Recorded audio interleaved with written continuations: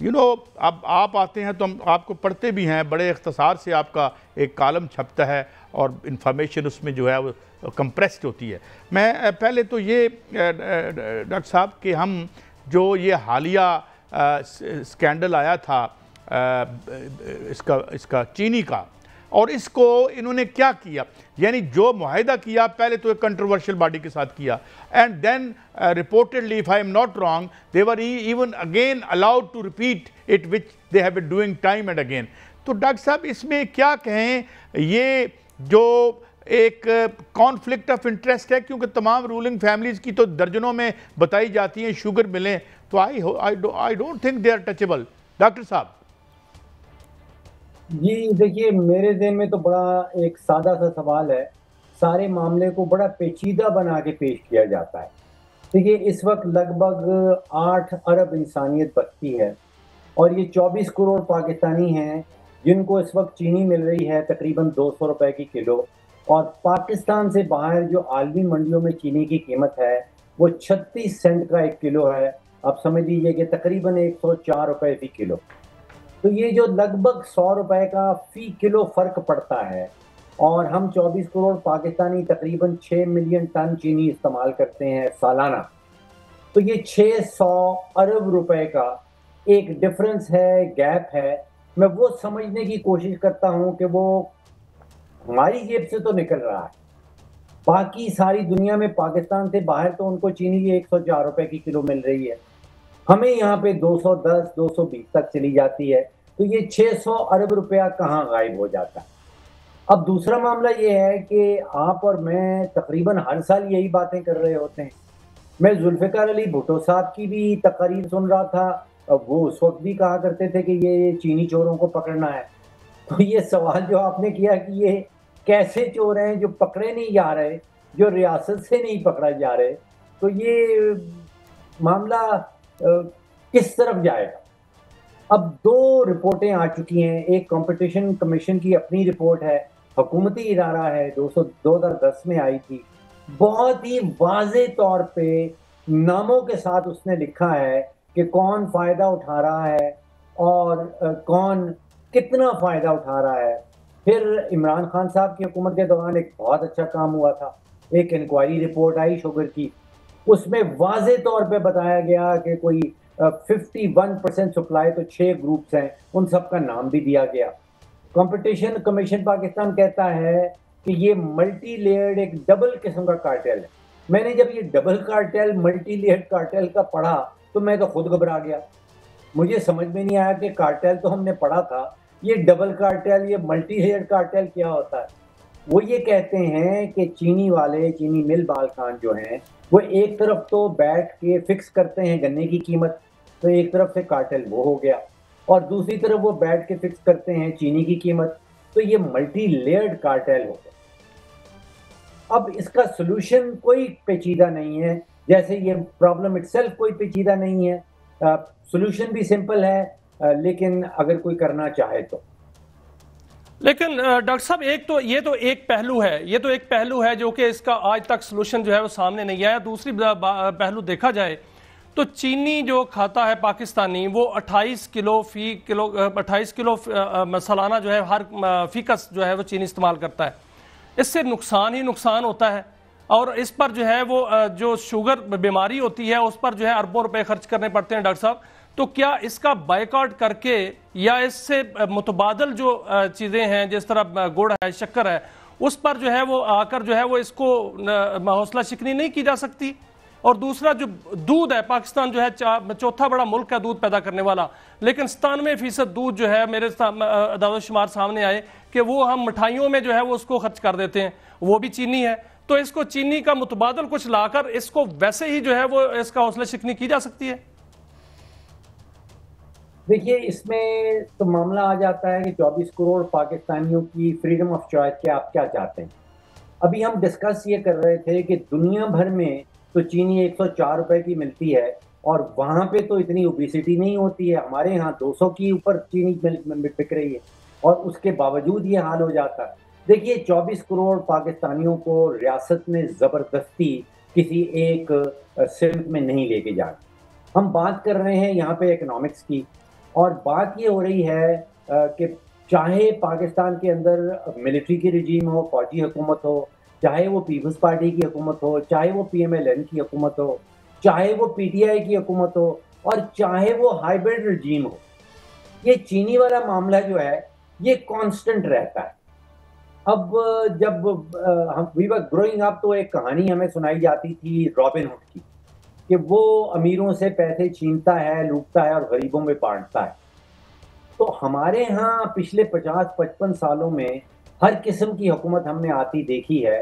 Hybrid رجیم بھی آئی ہے، فوجی حکمران بھی آئے ہیں، جو پارلیمنٹری ڈیموکریسیز بھی آئی ہیں، لیکن یہ جو ریورس رابن ہوڈ کا معاملہ ہے یہ معاشی ماڈل بدلتا نہیں. اس میں یہ ہے کہ آپ نے غریب پاکستانی اور مڈل کلاس پاکستانیوں کی جیب سے دولت کی منتقلی کرنی ہے، اور آپ سوچئے کہ ایک طرف وہ 84 شوگر مل مالکان ہیں، ایک طرف وہ 3 سے 4 درجن آئی پی پی کے اونرز ہیں، اور دوسری طرف ہے یہ 24 کروڑ عوام. تو بنیادی طور پہ وہ جو ریورس رابن ہوڈ کا اکنامک ماڈل ہے اس کو بدلنا ہے یا نہیں بدلنا. میں معافی چاہتا ہوں، ابھی آپ نے خود ہی اس کا سولر کا ذکر کر دیا. ظاہر ہے ہم نے تو قسم کھا رکھی ہے تمام کارٹلز کے تحفظ کی. ڈاکٹر صاحب میرے 2 کویسچنز ہیں. ایک کویسچن تو میرا یہ ہے کہ جب ریگولیٹر جو ہیں حکومت بھی وہی کریں اور بجلی بھی وہی بنائیں اور یہ بھی وہ بنائیں، تو سارا ماڈل تو بیٹھ گیا. دیکھیں جو پرائیویٹائزیشن کا ماڈل تھا، جو لیس گورنمنٹ کا یا سمالر گورنمنٹ کا ماڈل تھا، اس کا تو بیڑا غرق کر دیا. ٹرائیکاٹمی آف پاور کا تو ہم نے حشر دیکھ لیا نیو لبرل ڈیموکریسی میں. اب جو لوگ سیاست پر قابض ہیں وہ ذرائع پیداوار پر بھی قابض ہیں، وہ ملوں پر بھی قابض ہیں. خیر سے عدالتیں بھی ماشاءاللہ بہت ہماری آزاد ہیں، اور پولیس اور وغیرہ، یہ تو اٹس آل کمپرومائزڈ. تو یہ تو ایک بزنس پراپوزیشن ہے. وطن عزیز کی حکمرانی، عوام کو ہم پہلے ہی فتح کر چکے ہیں ووٹ کے. جس طرح میں نے ابھی کہا تھا کہ لیندے پھرن مبارک بادہ خالی ڈبے ووٹاں دے، تو نہ ان کو ڈبے کا ڈر. تو پھر ہم صبر شکر کر لیں، آئندہ سے کوئی اچھی اچھی باتیں کریں، پروگرام مختلف کیا کریں. ڈاکٹر صاحب دیکھیے، آپ نے الفاظ ذرا سے فرق استعمال کیے ہیں. جو معاشی ماڈل ہے جس کا میں نے ذکر کیا کہ وہ reverse Robin Hood economic model ہے، آپ نے بھی اسی ماڈل کا ذکر کیا ہے کہ یہاں پہ دولت کی منتقلی ہو رہی ہے، کس کی جیب سے نکل رہا ہے، کس کی جیب میں جا رہا ہے. دیکھیے اب معاملہ یہ آ گیا ہے کہ 193 ممبر سٹیٹس ہیں یونائٹڈ نیشنز کی.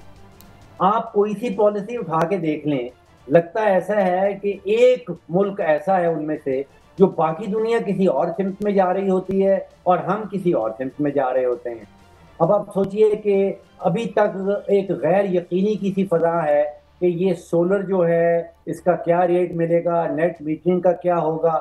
192 ممالک 192 نے ڈیسائیڈ کر لیا کہ بھئی ہم نے مراد دینی ہے، ہم نے انسینٹیوز دینے ہیں، ہم نے انکریجمنٹ کرنی ہے، حوصلہ افزائی کرنی ہے. اور پاکستان میں ہمیں لیکن سر اس حوالے سے خبر ہے، میں آپ کو خبر دیتا جاؤں تاکہ اس پر آپ کی رہنمائی جو ہے وہ لی جائے، کہ سولر نیٹ میٹرنگ ختم کرنے سے متعلق حکومت نے جو فیصلہ کیا تھا اس سے حکومت پیچھے ہٹ گئی ہے، اور ساتھ ساتھ حکومت کچھ خوشخبریاں بھی سنا رہی ہے. اس حوالے سے بھی گائیڈ کیجئے گا کہ اسٹیٹ بینک نے کہا ہے کہ 14 سال بعد کرنٹ اکاؤنٹ جو ہے وہ سرپلس ہو گیا ہے، اور جو ڈائریکٹ انویسٹمنٹ ہے اس میں بھی اضافہ ہوا ہے، اور اس میں جو براہ راست بیرونی انویسٹمنٹ ہے وہ 2 ارب 45 کروڑ ڈالر جو ہے وہ آئی ہے، اور ایکسپورٹ جو ہے وہ بھی بڑھ گئی ہیں، 32 ارب ڈالر ہو گئی ہیں، اور اس میں ٹیکسٹائل کی برآمدات جو ہیں وہ بڑی ہیں زیادہ، اور اس کے علاوہ ترسیلات زر جو ہیں وہ 38 ارب ڈالر ہو گئی ہیں. تو یہ تو بہت اچھے اشاریہ ہیں ڈاکٹر صاحب. جی آپ نے 4 یا 5 اشاریوں کا ذکر کیا، اور وہ سارے کے سارے حقیقت ہیں، حقائق ہیں، وہ فیکٹ بیسڈ ہیں. دیکھیے جب ہم معیشت کی بات کرتے ہیں تو آپ سوچئے کہ ایک سکہ سمجھ لیجئے، اور اس سکے کے 2 رخ ہیں.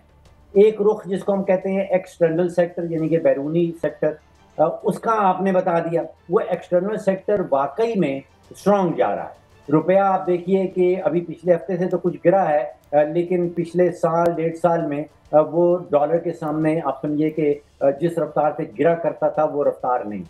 38 بلین ڈالرز کا آپ نے ذکر کیا، بالکل حقائق پہ بیسڈ ہے، تاریخی ہے. 2 بلین ڈالر کے سرپلس کا آپ نے ذکر کیا، وہ بھی حقیقت پہ بیسڈ ہے، وہ 14 سال میں پہلے کبھی ایسے نہیں ہوا۔ اب اس سکے کا ایک اور رخ بھی ہے، اس سکے کا دوسرا رخ جو ہے اس کو ہم کہتے ہیں کہ انٹرنل سیکٹر، یعنی کہ ہمارے اندرونی سیکٹر میں کیا ہو رہا ہے۔ اب اس کی کہانی کچھ ایسی ہے کہ پچھلے کوئی 2-2.5 سالوں میں جس رفتار سے، جس کوانٹٹی سے، جس کوانٹم سے قیمتیں بڑھی ہیں، میرے اچھا حساب سے ڈاکٹر تقریباً صاحب 80 سے معافی چاہتا ہوں، 85۔ میں ایک چیز تشن نہ رہ جائے، آپ بڑی اہم بات کر رہے ہیں، میں ایک بات کر کے آگے بڑھتا ہوں۔ میرے خیال میں فرق صرف یہ ہے کہ ہمارے ہمسائے میں مودی صاحب حکومت کرتے ہیں، بجلی نہیں بناتے، یہاں یہ ہے یہ بجلی بھی بناتے ہیں اور حکومت بھی کرتے ہیں۔ مگر میں ایک اور سوال پہ آتا ہوں، انٹرنیشنلی بڑا امپورٹنٹ، آج ٹرمپ کا بیان آیا، اس نے کہا جی میں تہس نہس کر کے رکھ دوں گا برکس کو۔ Can he do that? Is BRICS a reality? اور پھر وہ انڈیا پر پریشر ڈال رہا ہے کہ ان کی مدد مت کرو، ایون انڈیا پیچھے بھی ہٹتا ہے۔ تو آپ سمجھتے ہیں کہ جو برکس کی ایک اوفینسو ہے عالمی معیشت میں، وہ رک سکتا ہے یا ریٹریٹ ہو سکتا ہے؟ ڈاکٹر صاحب دیکھیے، میں پوری طرح آپ کا سوال سمجھ نہیں پایا، لیکن برکس کا آپ نے ذکر کیا کہ اس کا فیوچر میں کیا ہونے والا ہے۔ دیکھیے، جو عالمی مالیاتی نظام ہے، جو فائنینشیل سسٹم ہے، وہ میں سمجھ رہا ہوں کہ بہت ہی تیزی سے بدل رہا ہے، اور جو امریکہ کے ڈالر کی ڈومیننس تھی، جس طرح وہ چھایا ہوا تھا، اس کی وہ ڈومیننس دھیرے دھیرے کم ہوتی چلی جا رہی ہے، اور وہ رخ مڑ رہا ہے۔ آپ سمجھیے کہ جس کو ہم ورچوئل ایسٹس کہتے ہیں یا کرپٹو کرنسیز کہتے ہیں، جس میں بٹ کوائن آ جاتا ہے، جس میں ایتھیریم ہے، جس کے اندر XRP ہے، اور جس کے اندر بلاک چین کی ٹیکنالوجی ہے۔ اصل سائنس جو ہے، میں سمجھتا ہوں کہ اس صدی کی جو 2 سب سے بڑی ایجادات ہیں، یا انسانی تاریخ کی 2 بڑی ایجادات ہیں، ایک آرٹیفیشل انٹیلیجنس ہے اور ایک بلاک چین۔ یہ مالیاتی نظام جو ہے یہ بلاک چین کی طرف جا رہا ہے، اس میں جو انٹرمیڈیریز ہیں وہ ختم ہو رہے ہیں اور پیئر ٹو پیئر معاملہ شروع ہو رہا ہے۔ ڈاکٹر صاحب اور جو ایک بہت بڑی ایک وقت بہت کم تھا، اتنی اہم باتیں آپ کر رہے ہیں کہ واقعی ڈاکٹر صاحب نے کہا ہے۔